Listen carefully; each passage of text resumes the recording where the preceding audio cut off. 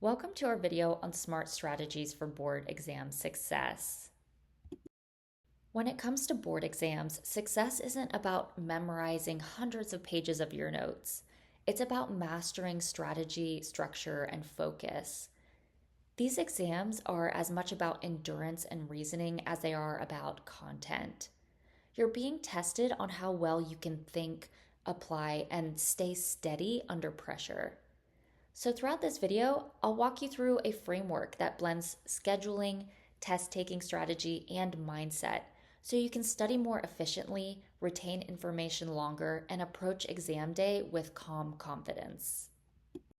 Your first step is to understand exactly what you're walking into. This way you can lead with confidence on exam day. Every exam has its own blueprint, so you'll want to familiarize yourself with what the exam is going to look like. On the NANP website, search for the exam information for the CDSP or BCHN and study it like it's your map. Notice how much weight each section carries if the exam is broken up that way. For example, you don't want to spend 40% of your time studying for a topic that only makes up 10% of the test questions. You'll also want to familiarize yourself with the format. Is it multiple choice, case-based questions, or a combination of both? How many questions are there total on the test? How much time do you have? And is that broken up by section? Also note any logistics, like is this a proctored exam? Are you going to take this at an exam center or in the comfort of your own home? You will want to know if calculators are allowed, scratch paper, or reference sheets. Knowing this terrain ahead of time helps ease some of the anxiety going into exam day. Now let's talk about the structure of a solid study schedule. We'll want a study schedule that for our life is realistic, consistent, and intentional. For some of you, this may look like sitting down for an hour a day and studying.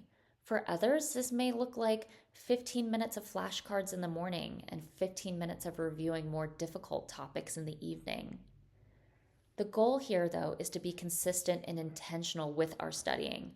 So instead of cramming, we want to study in focused blocks. Also, incorporate short breaks throughout your studying to give your mind a chance to relax, rest, and to really reflect on everything that you've reviewed up until that point. This helps your brain consolidate what you've just learned.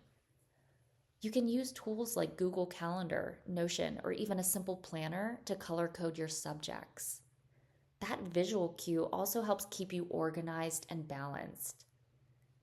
I recommend building in one review day each week. That's where you step back, integrate what you've covered, and make connections across topics. And don't forget rest days. Burnout is the enemy of retention. Sometimes the most productive thing you can do is step away. Let's take a moment to touch on how the brain retains information.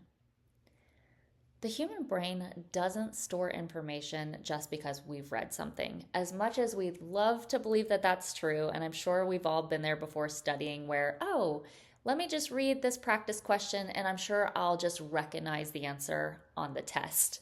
It doesn't quite work that way. Rather, the brain stores information because we struggle to retrieve it. And there are two techniques that can make a huge difference in our studying, and that's spaced repetition and active recall. Spaced repetition means reviewing material multiple times, but at increasing intervals. So this could look like studying a subject, then studying it again a day later, then 3 days later, a week later, and 2 weeks later. Each review strengthens the memory trace. Then, on the other hand, active recall means testing yourself without looking at your notes. It's uncomfortable in the beginning, but that mental effort is what actually is cementing your memory. Tools like Anki, Quizlet, or Brainscape can automate this process. I highly recommend using Quizlet for flashcards. It's one of my favorite tools. Think of studying as building a neural network. So each time you recall information, you're laying down another layer of wiring. Our brains also love patterns, so that's where chunking and thematic review can be very helpful. So instead of memorizing isolated facts, we want to group related ideas into chunks or themes. So, for example, if you're reviewing metabolic pathways, group them with nutrients and hormones that regulate them. Or study gut health along immunity and inflammation. It's how the body actually operates in systems, so it's easier for your brain to remember these groupings of information. Creating diagrams or mind maps helps you see the big picture. It also trains your brain to recognize connections when similar questions appear but in different formats. At the end of each topic, summarize it in your own words. No notes, just explanation, as if you were teaching this topic to someone else. If you're able to teach it, you will be able to understand it. Now that we know how our brain works, let's get into the nitty-gritty and talk tactics. Multiple choice questions aren't just about knowledge, they're about how you interpret the question as well as the answer choices. When you read a question, cover the options first and try to predict the answer. This simple step primes your brain to recognize the correct choice instead of being distracted by all the wrong ones. Then read the question again carefully. Look for keywords like most likely, best next step, or least appropriate. Those phrases change everything. We want to use a process of elimination. There are usually two answers that are clearly wrong. One that's tempting, but it feels a little off, and then one that's right.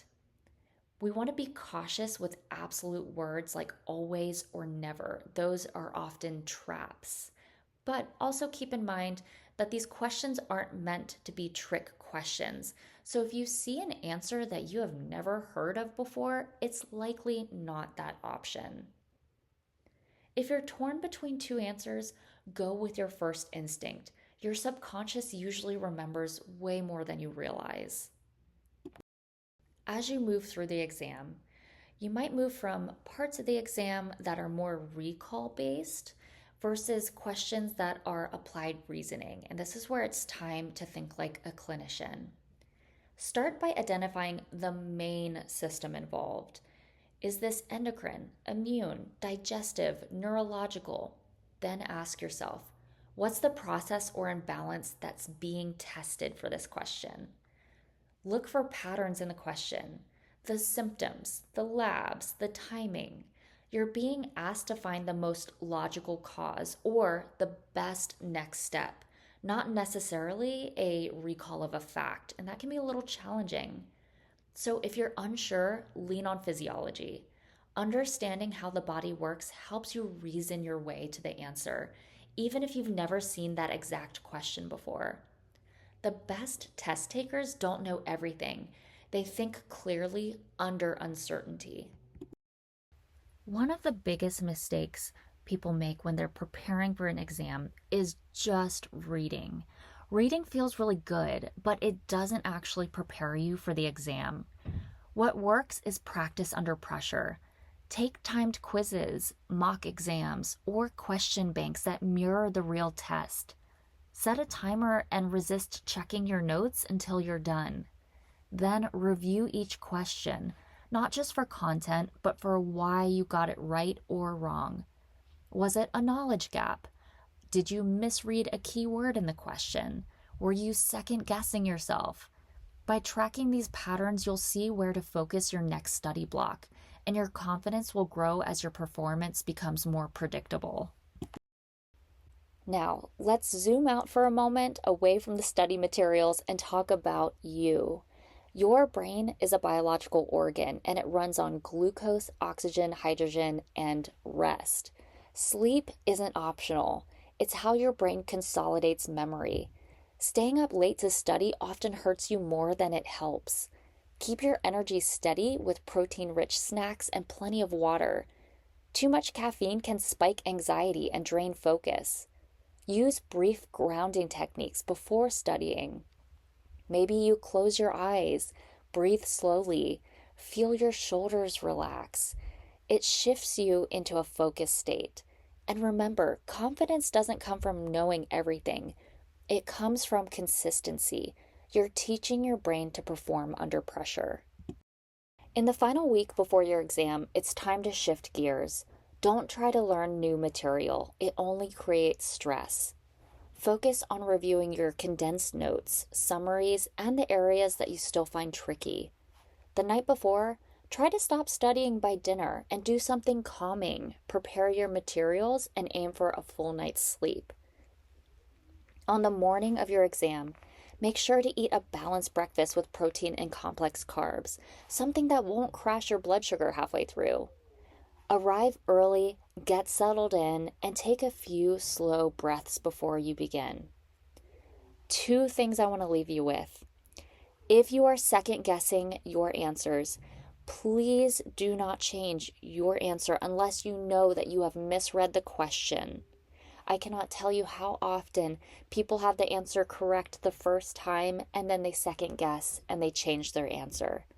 Secondly, to build confidence as you're going through the exam, I recommend the following.